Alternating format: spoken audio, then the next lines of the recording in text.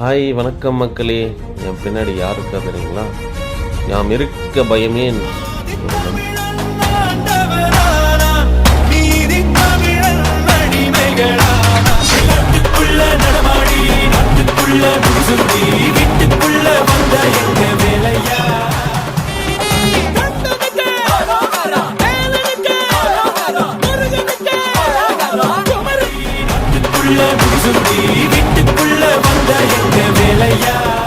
மலைக்கு மேலே ஒரு சின்ன கோவில், அவர் தான் ஆதிமுருகன் சொல்கிறாங்க.